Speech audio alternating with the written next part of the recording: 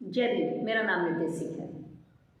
मैं हमेशा कहती हूँ, वैचारिक परिवर्तन की राह पर चलने वाली स्त्रियों को प्रसव पीड़ा से भी अधिक दर्द से गुजरना पड़ता है, क्योंकि जो विरोध होता है वो उस तकलीफ से कहीं ज़्यादा गुना होता है।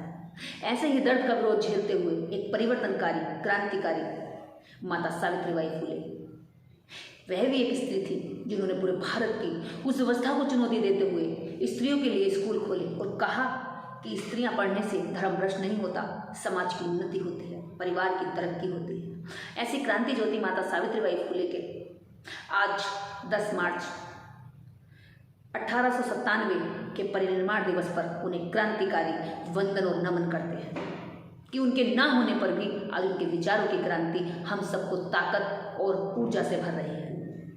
माता सावित्रीबाई फुले हालांकि पेशवाई राज के बाद जन्मी, यानी 1818 में पेशवाई राज खत्म हो चुका था, लेकिन पेशवाई राज का जो असर था, जो नियम थे, जो कानून थे, वो पूरी तरह उस वक्त लागू थे। महाराष्ट्र के पुणे में जन्मी माता सावित्रीबाई फुले एक कुख्यात ब्राह्मण पेशवाई राजा, जिसका इतना प्रकोप था, जिसके शासन में यानी कुशासन में उसने कहा कि शूद्रों को गले में घंटी बांधनी पड़ेगी, गले में हांडी लटकानी पड़ेगी, कमर में झाड़ू बांधनी पड़ेगी, ताकि ब्राह्मण राजा को पता चलता रहे कि शूद्र इस रास्ते से गुजरा है, ताकि अगर शूद्र को थूकना हो तो वो जमीन पे ना थूके, क्योंकि उसके थूकने से जमीन अछूत हो जाएगी और उस अछूत जमीन पर चलने से ब्राह्मण भी अछूत हो जाएगा। इस दुनिया में इतना अत्याचार मानवता पर कहीं नहीं हुआ होगा, लेकिन पेशवाई ब्राह्मण ने किया। ब्राह्मण धर्म का प्रकोप पूरी तरह लोगों पर हावी था। ब्राह्मण का कहा ही कानून था, ब्राह्मण का कहा ही शाश्वत सत्य था। ब्राह्मण ने जो कह दिया वही लोगों को मानना होता था। ब्राह्मण ही ज्ञानी था। ब्राह्मण के ज्ञान के आगे शूद्रों के ज्ञान की कोई वैल्यू नहीं थी। ऐसी स्थिति में माता सावित्रीबाई फुले प्रथम शिक्षिका के रूप में आज जानी जा रही है। माता सावित्रीबाई फुले का जन्म 3 जनवरी 1831 को हुआ और 3 जनवरी 1831 को जन्मी माता सावित्रीबाई फुले ने ब्राह्मण धर्म की रीढ़ तोड़ने के लिए जो कदम उठाया वो वाकई आज देश की समस्त बेटियों को ताकत दे रहा है।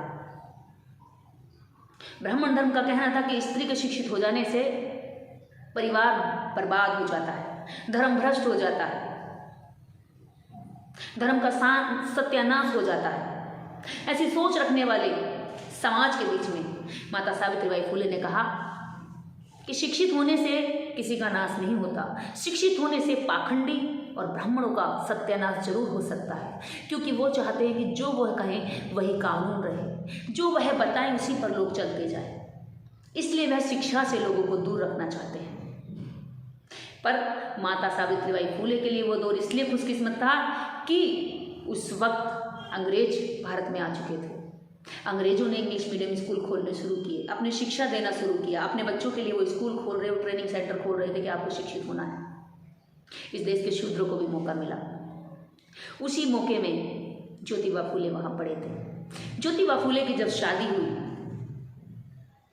बाल विवाह का चलन था, क्योंकि बच्ची को शिक्षित होने का अधिकार नहीं था, तो माता पिता को ये समझाया गया ब्राह्मण धर्म के तहत कि बच्चियों की जल्द से जल्द शादी कर देनी चाहिए, अन्यथा पिता पर पाप का भागी बनेगा, परिवार पर प्रकोप आ जाएगा।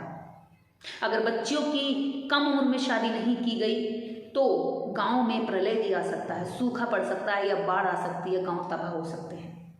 गांव वालों का प्रेशर परिवारों पर रहता था, इसलिए पिता माता कम उम्र में ही बच्चियों के लिए शादी करने को ज़्यादा चिंतित रहते थे। शिक्षा की कोई चिंता नहीं होती थी, इस कारण बाल विवाह हो जाते थे। कई कई जगह पर तो बच्चे पैदा होने से पहले ही शादियां तय हो जाती थी।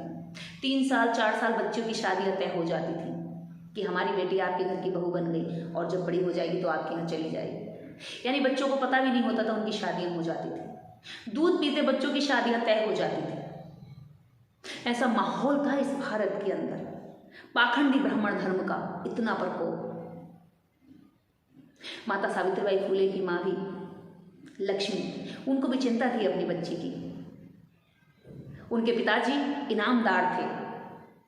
जब रियासतों में लोग वफादारी करते थे राजाओं के साथ और अच्छे से काम करते थे, ईमानदारी से काम करते थे, तो उनको उस समय पे इनाम दिया जाता था। और इनाम मिले हुए यानी इनामदार लोगों की समाज में बहुत इज्जत होती थी। उनकी बात को लोग मानते थे, उनकी बात को लोग सच मानते थे कि ये सच्चा व्यक्ति है, ये न्यायवादी पुरुष है। उनके घर में इस तरह के न्याय और इस तरह के सुलझे मसले आते रहते थे, उनके पिताजी इन मसलों को सुलझाते थे। तो सावित्रीबाई फुले अपने पिता को देखती थी और बहुत ध्यान से सुनती समझती थी। जब सावित्रीबाई फुले 9 वर्ष की हुई, 8 वर्ष की हुई, तो उन्होंने पढ़ने की इच्छा उनके पिताजी ने जताई। उनकी माँ ने कहा कि नहीं, पढ़ाने की जरूरत नहीं है, इसके लिए लड़का ढूंढिए, शादी करिए। और जब माता सावित्रीबाई फुले 9 वर्ष की हुई तो 12 वर्ष के ज्योतिबा फुले से उनकी शादी कर दी। ये शादी कोई आम शादी नहीं थी कि भीड़ की शादी हो गई और हो गया शादी और बच्चे पैदा हुए और जीवन का रोटी खाने के लिए जीवनचर्या चल रही है। ये शादी क्रांतिकारी शादी तय हुई। जब ज्योतिबा फुले के साथ माता सावित्रीबाई फुले की शादी तय हो गई तो सावित्रीबाई फुले से ज्योतिबा फुले ने पूछा कि सावित्री, तुम पढ़ी लिखी नहीं हो? सावित्रीबाई फुले निराश हो गई, बोली कि नहीं, मैं नहीं पढ़ी हूँ। तो ज्योतिबा फुले ने खुश करते हुए कहा, क्या तुम पढ़ना चाहोगी? माता सावित्रीबाई फुले ने भी कहा कि हाँ बिल्कुल, अगर आप मुझे पढ़ाएंगे तो मैं पढ़ना चाहूंगी। ज्योतिबा फुले माता सावित्रीबाई फुले को शिक्षित देखना चाहते थे, इसलिए उन्होंने अंग्रेजों के ट्रेनिंग सेंटर में उनका दाखिला कराया और घर पर उन्हें पढ़ाते थे सुबह शाम। सावित्रीबाई फुले ने एक सवाल और किया निराशा भरे शब्दों में कि ज्योतिबा साहब, आप अगर मुझे पढ़ाएंगे तो समाज क्या कहेगा? स्त्रियों को पढ़ना वर्जित है और आप मुझे पढ़ाएंगे तो समाज आपको ताने मारेगा। समाज क्या कहेगा, परिवार क्या कहेगा कि बहू क्या कर रही है? तो ज्योतिबा फुले ने हंसते हुए कहा कि बस समाज और परिवार यही कहेगा कि बहू पढ़ रही है। पहली बार ऐसी कहानी बनी कि शादी के बाद कोई बच्ची, कोई बहू अपने ससुराल में पढ़े, और ये बहुओं के पढ़ने का चलन ज्योतिबा फुले ने अपनी पत्नी को पढ़ाने से डाला। आज बहुत सारी बहुएं अपने ससुरालों में पढ़ रही हैं, शादी के बाद पढ़ रही हैं, बच्चों के बाद पढ़ रही हैं। ये जो विचार दिया ये ज्योतिबा फुले का दिया हुआ था। और ज्योतिबा फुले ने माता सावित्रीबाई फुले को सिर्फ पढ़ाया ही नहीं, उनसे कहा कि अब आप इस देश की समस्त महिलाओं को, इस देश के शूद्रों को पढ़ाने के लिए आगे बढ़िए, मैं साथ दूंगा। सच कहा है, परिवर्तनकारियों को, सोशल रिफॉर्मर को बहुत बड़े दर्द से गुजरना पड़ता है। जब माता सावित्रीबाई फुले शिक्षित करने के लिए घर से बाहर गई तो लोगों ने कीचड़ पत्थर फेंका, लोगों ने अपमानित किया, महिलाओं ने गालियां दी, क्योंकि समाज ऐसा था, माहौल ऐसा था। उसमें कहा गया कि स्त्री अगर पढ़ेगी तो धर्मभ्रष्ट हो जाएगा। ये सावित्री, हम तुझे अपनी बेटियां पढ़ने के लिए नहीं देते, जा तू यहां से, हमारे पास टाइम नहीं है। इतनी देर में तेरे साथ हमारी बेटियां 3-4 घंटे इन किताबों में माथा फोड़ेंगी, इतनी देर में तो हमारी बच्चियां गोबर थाप लेंगी, इतनी देर में तो हमारी बच्चियां लकड़ी चुन लाएंगी, इतनी देर में तो हमारी बच्चियां घर का काम करेंगी। जा सावित्री, शिक्षा से कुछ नहीं होता, घर का काम चूल्हा चौका हम अपनी बेटियों को सिखाएंगे ताकि कल जाकर अपने ससुराल में ये चूल्हा चौका कर सके। आखिर पढ़ के करना क्या है? बच्चे ही तो जन्म देने हैं, शादी ही तो करनी है, तो शिक्षा का करना क्या है? ऐसे विचारों के साथ माता सावित्रीबाई फुले का शिक्षा के क्षेत्र में पहली बार बहिष्कार किया गया। लेकिन जिस स्त्री का बहिष्कार किया गया, आज देखिए उसी स्त्री के विचारों को आज शिक्षित होने के लिए हर स्त्री ललाहित है। हर स्त्री घर की दीवारों से बाहर जाने को सोचती है, हर स्त्री अपनी फ्रीडम चाहती है। सलाम है ऐसी माता सावित्रीबाई फुले को, जिन्होंने 200 वर्ष पहले ये सोच लिया था कि स्त्रियां आज नहीं तो कल आजाद होंगी। ऐसे माहौल में जब पाखंडी ब्राह्मण ने अपने पाखंड का पूरी तरीके से वर्चस्व हावी कर लिया था, जब लोगों के दिमाग पर उसका पाखंडी विचार पूरी तरह हावी था, उस वक्त पर वैचारिक कलम चलाने वाली माता सावित्रीबाई फुले ने कहा कि बस बहुत हुआ, तुम्हारे विरोध से मैं डरूंगी नहीं। मैं वो कमजोर महिला नहीं हूं जो तुम्हारी गालियों से सहम जाऊं। मैं वो कमजोर स्त्री नहीं हूं जो तुम्हारे कीचड़ से डर जाऊं। माता सावित्रीबाई फुले ने कहा, तुम कीचड़ फेंको, मैं तुम्हारी बेटियों को पढ़ाऊंगी। और ये साबित करके दिखा दिया उन्होंने। ज्योतिबा फुले ने माता सावित्रीबाई फुले को बहुत सहज भाव से शिक्षा की ओर अग्रसर किया और माता सावित्रीबाई फुले को शिक्षित करके इस देश की स्त्रियों के लिए शिक्षा के रास्ते खोले। माता सावित्रीबाई फुले जब शिक्षित हुई तो केवल 18 वर्ष की उम्र में, केवल 18 वर्ष की उम्र में माता सावित्रीबाई फुले ने पहला स्कूल खोला। और पहला स्कूल खोलने वाली माता सावित्रीबाई फुले ने जब बच्चियों को स्कूल में एडमिशन दिया तो उसमें से 6 बच्चियों का पहला एडमिशन हुआ। और 6 बच्चियों का पहला जो एडमिशन हुआ उसमें हम 6 बच्चियों के नाम आपको बाकायदा बताएंगे कौन कौन बच्चे थे। 6 बच्चियों में 4 बच्चियां ब्राह्मण समाज की थी, बिना भेदभाव के। जिन लोगों ने कीचड़ पत्थर फेंका उन्हीं की बेटियों को माता सावित्रीबाई फुले ने पढ़ाया। ये होता है वैचारिक लोगों का, ये होता है देश के अंदर ऐसे लोगों की जो दुनिया के अंदर जिनके विचार विख्यात होते हैं। माता सावित्रीबाई फुले ने जिन बच्चियों को पढ़ाया मैं उनका नाम आप लोगों को बता देती हूँ। जो पहला स्कूल उन्होंने खोला साहब भिड़े की हवेली में पहला स्कूल खोला 1848 को। उसमें जिन कन्याओं का नाम लिखवाया गया पहले दिन, उसमें अन्नपूर्णा जोशी ब्राह्मण समाज की, सुमित मेकाशी ब्राह्मण समाज की, दुर्गा देशमुख ब्राह्मण समाज की, माधवर धते ब्राह्मण समाज की, सोनू पवार और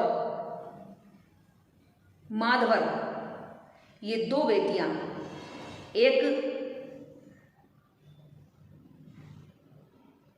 गड़रिये समाज की और दूसरी अछूत समाज की। यानी 2 बच्चियां सिर्फ ऐसी थी जो ब्राह्मण समाज से अलग थी।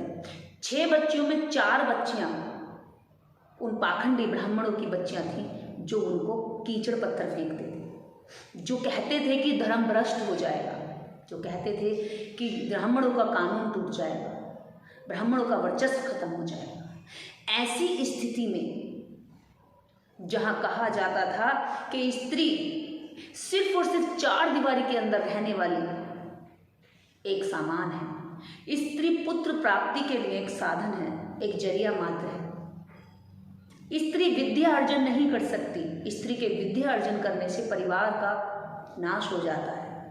स्त्री के विद्या अर्जन करने से राष्ट्र की उन्नति रुक जाती है। ऐसी सोच में माता सावित्रीबाई फुले ने एक महत्वपूर्ण विचार को इस दुनिया के सामने लाया। उन्होंने कहा पिता विद्वान हो या ना हो, लेकिन अगर माता विद्वान है तो बच्चे को यानी उसकी उत्पन्न हुई संतान को विद्वान होने से कोई नहीं रोक सकता। ऐसे विचार की धनवान महिला, उन पर भी ब्राह्मणों ने कीचड़ पत्थर फेंके। मैंने कहा ना शुरू में आपसे कि परिवर्तन की राह पर, वैचारिक परिवर्तन की राह पर स्त्रियों को प्रसव पीड़ा की वेदना से भी अधिक दर्द से तड़पाता है ये समाज। यूं ही नहीं आसान बनना सावित्रीबाई फुले।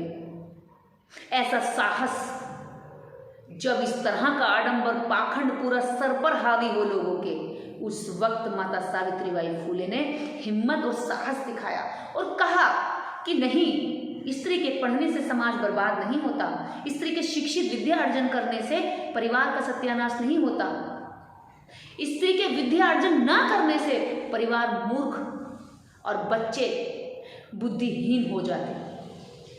आज देखिए, आज हर कोई अपने बच्चों को पढ़ाना चाहता है। सब पढ़ी लिखी शिक्षित बहुएं ढूंढ रहे हैं। आज जब रिश्ता करने जाते हैं बेटियों का तो ये नहीं पूछते कि आपने कितने व्रत किए, कितने आडंबर, कितने पाखंड किए, कितने मंदिर गई, कितने जलाभिषेक किए, कितने त्योहार मनाए, कितनी पूजा की। उनसे पूछा जाता है कि लड़के की एजुकेशन क्या है। ये विचार देने वाली हम सबको क्रांति ज्योति माता सावित्रीबाई फुले है। मात्र 22 वर्ष की उम्र में माता सावित्रीबाई फुले ने 71 स्कूल खोले। और सावित्रीबाई फुले का साहस देखिए, जिस उम्र में लोग विधवाओं से घृणा करते थे, विधवाओं के साथ बैठना पसंद नहीं करते थे, शुभ कार्य में परछाई तक से भी डरते थे कि पीछे रहो कहीं शुभ कार्य में अशुभता ना आ जाए। ऐसे वक्त में मात्र 22 वर्ष की उम्र में एक लड़की एक अनाथ आश्रम खोलती है। मात्र 22 वर्ष की उम्र में एक लड़की ऐसे बालकों के लिए बाल आश्रम खोलती है जहां विधवाओं के बच्चे, जहां विधवाएं मजबूरी में आत्महत्या कर लेती थी। उनके साथ जो भी लोग गलत करते थे उनके परिवार के या बाहर के उन विधवाओं का कोई जीवन नहीं होता था। मजबूरी में वो आत्महत्या करने को तैयार रहती थी। उस वक्त जब विधवाओं को अपशगुनी माना जाता था, जब शिक्षित महिलाओं को चंडाली और दैत्य कहा जाता था, विधर्मी कहा जाता था, ऐसे दौर में क्रांति ज्योति सावित्रीबाई फुले ने ये साबित कर दिखाया कि ये समाज सिर्फ रूढ़ियों पर नहीं टिका है। इस रूढ़िवादी, इस धक्कियानुसी सोच वाले समाज में एक नया रास्ता बनाकर देने वाली स्त्रियां भी जन्म लेती हैं। इस देश की प्रथम महिला शिक्षिका के नाम से आज पूरे विश्व में ख्याति प्राप्त करने वाली सावित्रीबाई फुले का ये अदम साहस हम समस्त महिलाओं को हिम्मत देता है। हम समस्त महिलाओं को गलत चीज़ों का विरोध करने की ताकत देता है। क्यों? क्योंकि सावित्रीबाई फुले के समय पर इससे भी ज़्यादा रूढ़ियाँ, कुप्रथाएं, बुराइयाँ, संस्कार, परंपराओं के नाम पर स्त्रियों का दमन, शोषण चरम पर था। इस देश को, इस समाज को बढ़ाने के लिए उन्होंने कहा कि देश की या समाज की तरक्की के लिए स्त्रियों की तरक्की होना बहुत जरूरी है। इसलिए उन्होंने पहला स्कूल बालिका के नाम से खोला और पहला स्कूल खोलने वाली माता सावित्रीबाई फुले इस देश की आज शिक्षिका के नाम से जानी जाती है, प्रथम महिला शिक्षिका के नाम से जानी है और पूरे विश्व भर में आज उनकी ख्याति है।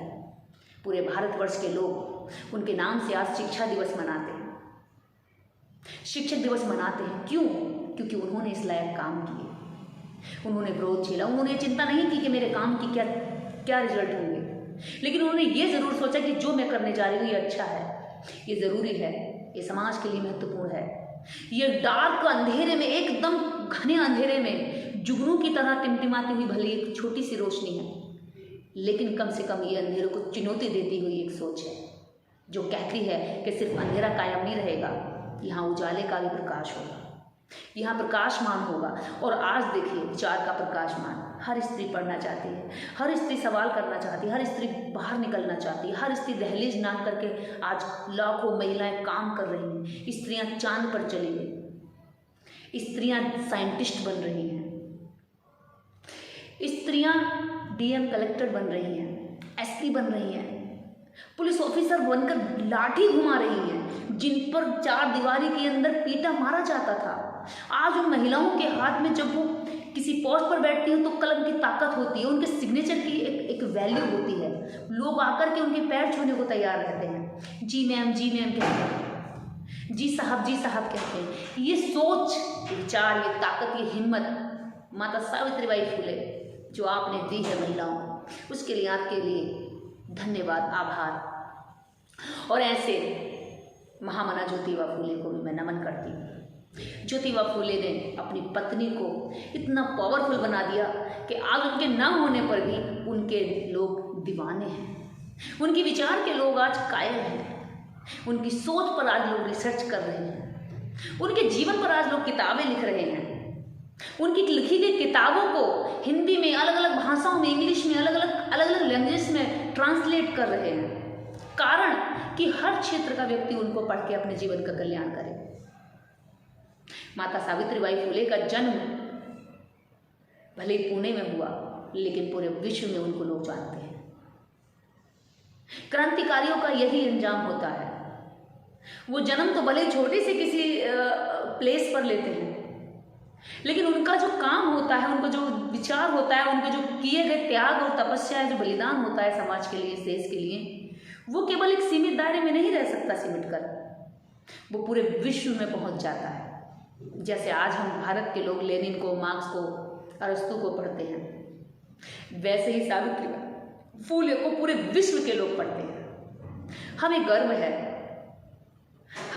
है माता सावित्रीबाई फुले, तुम भारत की भूमि पर जन्मी, तुमने हम स्त्रियों को आज़ादी दिलाई। अगर तुम स्कूल ना खोलती तो शायद पाखंडी ब्राह्मण हमें स्कूल में ना घुसने देते। अगर तुम उनसे उस वक्त ना लड़ती तो शायद इतनी क्षमता हमें आज लड़ने की नहीं आती। अगर तुम उस समय इतना विरोध ना झेलती तो शायद हमें ये रास्ते ना मिल पाते। धन्य है सावित्रीबाई फुले माँ, धन्य है तुम्हारा काम। धन्य है तुम्हारे पति ज्योतिबा फूले, जो तुमने ऐसे पति को पाया, जो तुमने ऐसे जीवन साथी को पाया। ऐसा जीवन साथी जो निरक्षर महिला को शिक्षित बना करके देश की प्रथम महिला शिक्षिका बना देता है ना कमाल की बात। आज हमारे लोग सावित्रीबाई फूले ढूंढते फिर रहे हैं। मैं कहती हूं आप ज्योतिबा फूले बनिए तो सही, सावित्रीबाई फूले निकल पड़ेंगी घरों से, और हम जो काम कर रहे हैं उसमें हजारों सावित्रीबाई फूले तैयार हो रही हैं, और मेरा विश्वास है कि होंगी। भले ही अंधेरा है चारों ओर, लेकिन उजाले की उम्मीद हमें कभी छोड़नी नहीं चाहिए। आज आप लोगों की जागरूकता का परिणाम है कि देश के अंदर सावित्रीबाई फूले का परिनिर्वाण मनाया जाता है। देश के समस्त भागों में, क्षेत्रों में, अलग अलग जगहों पर, गांव देहात तक में, शहरों में नहीं, मेट्रो सिटीज में शिक्षित लोगों के बीच में नहीं, गांव दूर दराज में जहां से लोगों के आने जाने का साधन बहुत कम है, उसके बावजूद भी वहां तक विचार पहुंच गया। जहां अभी सड़कें नहीं पहुंची वहां माता सावित्रीबाई फूले का विचार पहुंच गया। जहां अभी बिजली नहीं पहुंची गांव में, वहां माता सावित्रीबाई फूले का विचार पहुंच गया।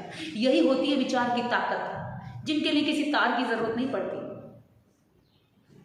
खुशबू भी उस दिशा में फैलती है जिस दिशा में हवा चलती है फूलों की, लेकिन विचारों की खुशबू चारों दिशाओं में फैलती है, हर उस दिशा में फैलती है जहां जहां उस विचार के लोग होते हैं, जहां जहां उस विचार की जरूरत होती है। बंजर भूमि पर स्त्रियों के लिए, भारत के शूद्रों के लिए शिक्षा की खेती को लहलहाने वाली क्रांति ज्योति सावित्रीबाई फूले के परिनिर्वाण दिवस पर हम उनको बार बार क्रांतिकारी नमन करते हैं। हे ज्योतिबा फूले तुम महान थे, हे सावित्रीबाई फूले तुम महान थे। आज हम आपको नमन करते हैं और खुद को आपका वैचारिक बच्चा मानते हुए, बेटियां मानते हुए इस कारवां को आगे बढ़ाने का प्रण लेते हैं। माता सावित्रीबाई फूले के जीवन की और रोचक तथ्य हम अगली वीडियो में आपको पेश करेंगे। आज के लिए इतना ही काफी है। जय हिंद।